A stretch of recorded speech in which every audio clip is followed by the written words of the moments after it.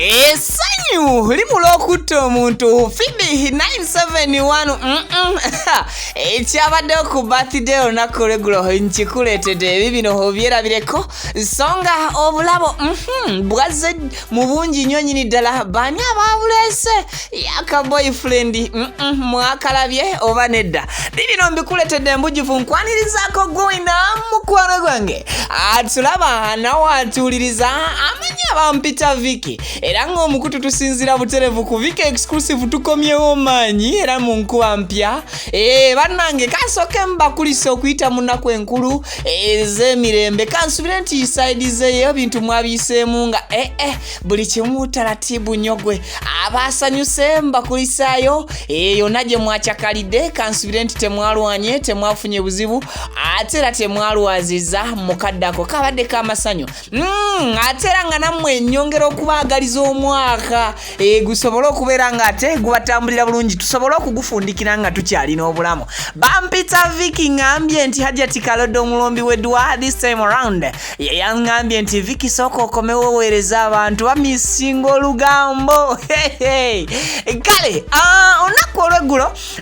gabadde mazaalibwa ga mwana muwala Pheobe yuli yavambwa akadaama gye yafubutuka n'agenda afuna kati omulimu ku Bukede TV Abantu TV akolako n'omwezi tegwawera abwate ne bamusukyusa ne bamuteeka ku Bukede TV era ng'akolako program emanyiddwa nga oluyimba lwo kakati munango nnaku olw'eggulo w'essaabadde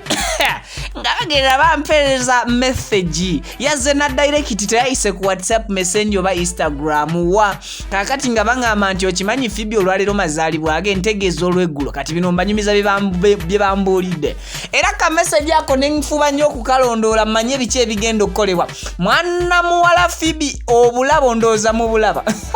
bane mufune nga abantu ababaagala nga babaagaliza okwagala n'okwagaliza byawuka Pheobe yafuna abantu abamwagala ate era nga bamwagaliza kakeke ndowooza wali wonna magezi okalaba obumuli stede ate era nga obumuli bwajjiddeko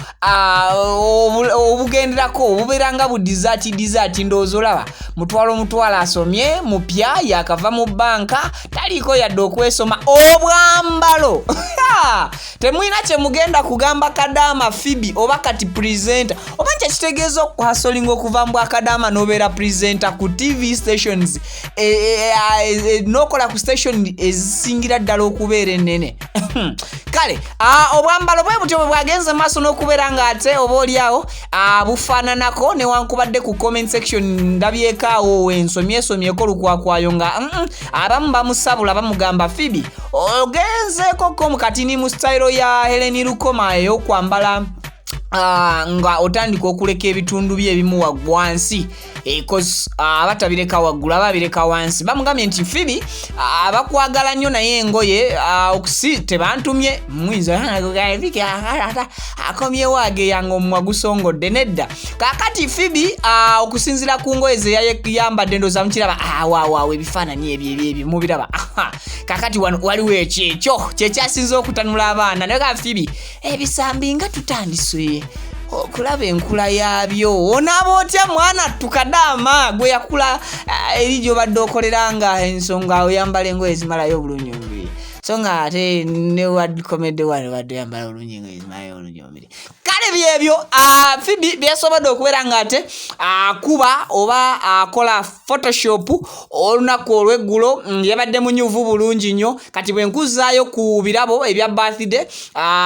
yabifunidde ddala bulungi era celebratinze akabaga kabadde katonotono tekabadde kanene akamazaalibwa then ensonga nnyingi ezagendedde ddala maaso ku birthday ye abanyumiddwamu ng'abavubuka abakozi banne abatinitini basobodde okumwegatako ate era n'ekyenjawulo Pheobe we yavudde awo n'atwala amazaalibwa eri bazadde be at the same point n'abawa ne Christmas yaabwe so Pheobe happy belated birthday fenga Viki exclusive tukukozeemu content mungi so tugamba tuli wamu naawe tetwasobodde kubeerawo mukadde ke kamu ako okucelebratingira wamu naawe naye n'olwaleero tusazeewo tukikole at celebrating naawe happy belated birthday dear Pheobe, era mukama akuwe emyaka miyitirivu nnyo nnyini ddala osobola oba oli awo kulaba ne ku bazzukulu. Olunaku olw'eggulo gabadde masanyu, yabadde Boxing Day. Wazaalibwa mu nnaku ez'omukisa Pheobe, that's why you're lucky and you're loved. Oli mu bintu bibiri, oli lake, oli wa mukisa, and oli mukyala ayagalwa ennyo. Pheobe singa wali toyagalwa nnyo oba oli awo olwaleero tewandibadde awo mu position gy'otuddemu olunaku olwaleero. So happy belated birthday, era oyongere okwachivinga dreams ezisinga ku z'olina olunaku olwaleero. Plan zo zonna ze wateeka mu diary yo, mukama akuyambe zituukirizibwe ate mu bwangu, ate era mu mbeera y'emu mukama ayongere okuwa omutima ogwetisa, omutima ogwagala banno, ate era n'omutima ogulumirirwa abali mu buzibu. Bampita Viki ankomyewo tukikube mu nkuba yonna esoboka, naye nga mbagaliza omwaka omujja, omwaka omulungi 2023 abeere wa mirembe, ne mwekuume muzina entono ennaku ezisigaddeyo, ate muleme kufuniramu ebizibu, muleme kgenda mu makomera, muleme kufuna ebizibu eby'enjawulo. Bampita Viki, I sign out.